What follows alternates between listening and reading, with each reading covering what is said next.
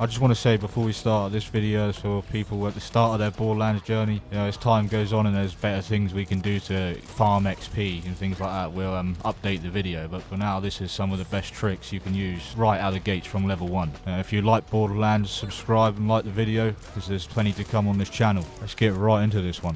One of the best things you can do early on in this game is make sure you attack these mangler things, the big ones, because these not only give you a lot of XP, but you can actually get some good loot from these as well, right early out the gate. It's best really to just don't avoid these guys, make sure you attack them, make sure you kill them. Obviously if you get something good from these, like some sort of rare gun, you know, it's going to help you early on, kill enemies faster, level you up quicker, and just make the game more fun in general. The same would apply for those rat attack bosses as well, the big ones. You know, they're quite buggy as well, to be honest. Look at this one, he's just stuck in the corner. If you get him stuck like that, it's really easy to kill him. Just job done, and you got a good chance of getting good loot from this as well. You know, at the very least he's going to drop a decent amount of cash, and you can go and use that to buy yourself a decent gun instead. If you're like me and you're using the Vex Vault Hunter, you have to be using this Incarnate action skill here. I mean, it deals insane amount of damage to enemies, even the highest level ones. And when you use it, it also fully restores their health. The other two are decent, you know, the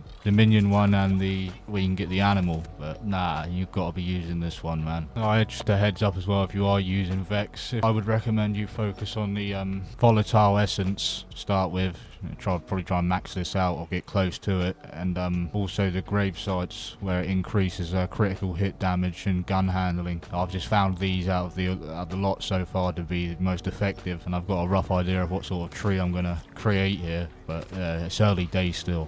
Just another thing you might not know, or you're wondering how to do it. If you did pre-order the game, basically all you need to do is go to the inventory bit and then click on this little guy here on the right. It says rewards. When you do that, you'll see the Glided Glory pack there. Just claim it, and then you'll have the legendary weapons to use in the game early on, which is going to be a massive benefit to you for leveling up. I just wanted to say that just in case you didn't know how to do it live. At first I didn't have a clue how to do it. Another thing I highly recommend you doing early on in this game is after the part where you met up with Claptrap on the elevator and you've gone down into this little room here on the recruitment drive mission, if you come up to this Dr. Zed's Meds machine and go into the cell, you'll actually be able to sell all these legendaries if you want to. Look, it's one of them is 215,000 it goes for. If you don't want to do that, I highly recommend you at least selling all the stuff you've picked up so far, you know, these blue rubbish ones. They're not going to be of any use to you long term. You can just use the legendaries now, like this level 1 submachine gun. It's going to be very powerful early on in the game. There's not much need to have any of the garbage loot. Also in this room there's another big one. If you come over to this wall here, you'll see the contract bit that you see. You can take on different contracts that earn you different levels of XP. You can tell how much XP you're going to earn by the colour of it. Basically these are just side missions to help you earn extra, you know, cash, gear,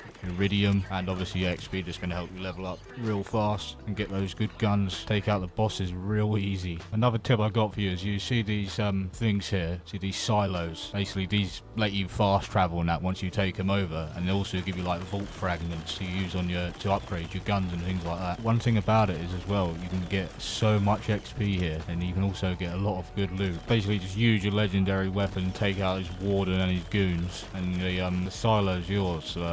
Job done really. It's a no-brainer. If you see them on the map, make sure you do them every time. Easy XP. I think another thing people forget as well when they're playing is they just try and rush the story, and I think that's a huge mistake. Really just take your time, take all the enemies out, do all the side missions available, all the contracts, everything. Make sure you're just taking your time in this game. There's no rush with it. Just stay away from spoilers and things like that on YouTube. No need for it really. The aim here is to level up fast as possible, get the best guns, the best loot. But if you end up rushing the story, you'll end up like, I don't know, like a level 25 or 30 or whatever at the end of the game, when ideally you want to be right up there. You want to be late 40s, 50s by the time you get to that end bit.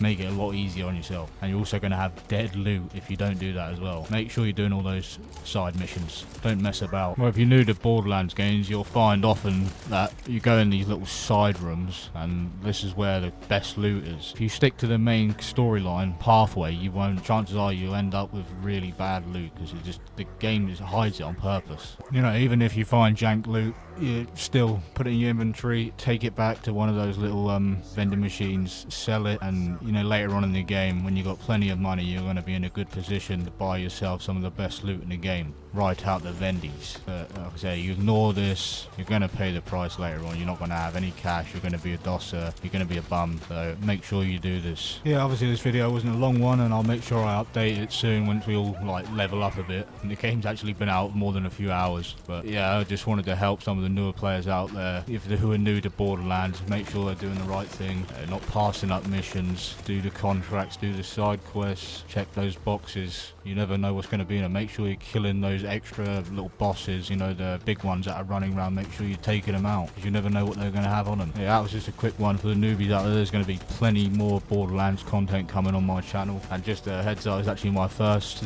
commentary of my actual voice on it.